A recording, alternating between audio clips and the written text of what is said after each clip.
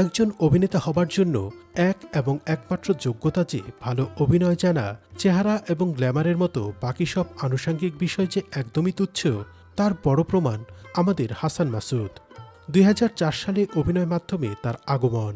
একটানা অভিনয় করেছেন ২০১৬ সাল পর্যন্ত এবং একে একে ভেঙে দিয়েছেন অনেক প্রচলিত ধারণায়।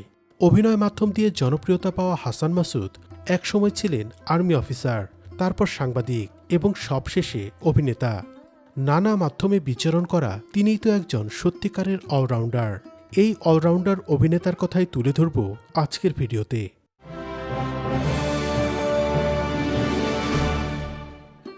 সিনে পয়জনের ভিডিও ইউটিউবের পাশাপাশি দেখা যাচ্ছে ফেসবুকেও। ফেসবুক পেজের লিঙ্ক স্ক্রিনে এবং ভিডিও ডেসক্রিপশনে দেওয়া আছে। হাসান মাসুদের জন্ম ১৯৬২ সালের ১৬ ডিসেম্বর বরিশালে, কিন্তু তার শৈশব কৈশোর সবই কেটেছে রাজধানী শহর ঢাকাতেই। সংস্কৃতি মাধ্যমের সঙ্গে তার যাত্রা শুরু হয় সঙ্গীতের মাধ্যমে। তাদের পরিবারটি ছিল সঙ্গীত অনুরাগী পরিবার। তিনিও ছোট থেকেই গান গাইতেন, কিন্তু ক্লাস 8-এ পড়ার সময় তার জেদ চেপে যায় যে ভালো করে গান শিখবেন এবং গান শিখে গায়ক হবেন। তার মা তখন ছায়ানটে রবীন্দ্রসঙ্গীতের ৩য় বর্ষের ছাত্রী ছিলেন। মায়ের সঙ্গে তিনিও ভর্তি হয়ে যান ছায়ানটে। সেখানে 5 বছর নজরুল সঙ্গীত শিখেন। এর মাঝে তিনি যুক্ত হয়ে যান দেশের ঐতিহ্যবাহী সাংস্কৃতিক সংগঠন উদীচীর সঙ্গে। উদীচীর হয়ে তিনি গণসঙ্গীতে অংশ নিতেন, তবে তার গায়ক হওয়া আর হয়ে ওঠে না। তিনি BAF শাহীন স্কুল থেকে মাধ্যমিক এবং সরকারি তিতুমির কলেজ থেকে উচ্চ মাধ্যমিক পাশ করে ১৯৮২ সালে বাংলাদেশ সামরিক একাডেমিতে ক্যাডেট হিসেবে যোগদান করেন। সফলভাবে সেই কোর্স সমাপ্ত করে তিনি বাংলাদেশ সেনাবাহিনীতে সেকেন্ড লেফটেন্যান্ট হিসেবে কমিশন পান।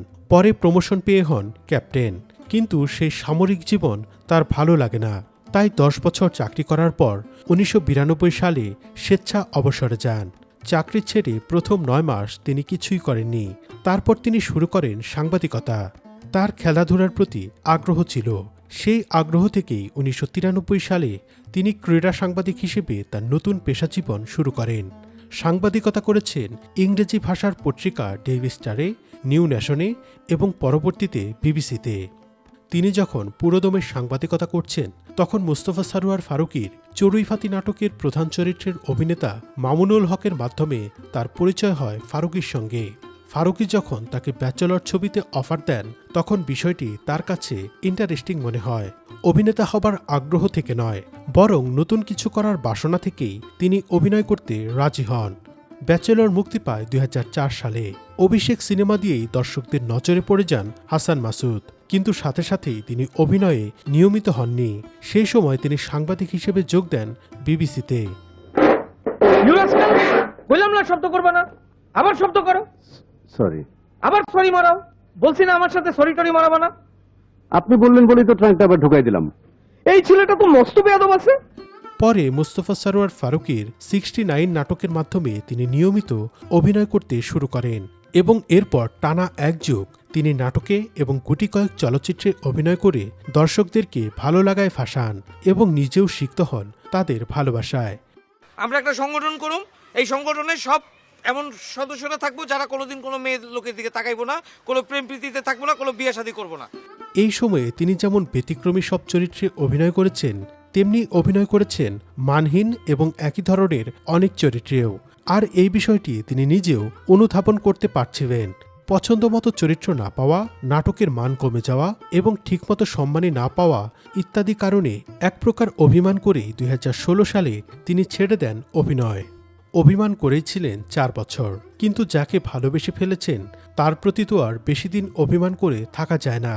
ফলে ২০২০ সালে তিনি আবারও ফিরে আসেন অভিনয়ে। তার বিরতি ভাঙেন একটি সচেতনতামূলক বিজ্ঞাপনের মাধ্যমে।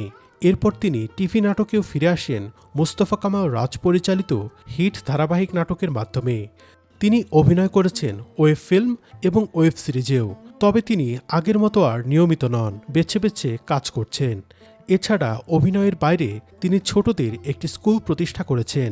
বর্তমানে সেই স্কুলের কার্যক্রম পরিচালনা নিয়েই বেশি ব্যস্ত থাকেন তিনি। ছোটবেলার প্রেম সঙ্গীত নিয়ে অবশ্য এখন আর কাজ করছেন না। সেই ২০০৭ সালে প্রকাশিত হয়েছিল তার একমাত্র গানের অ্যালবাম হৃদয় ঘটিত।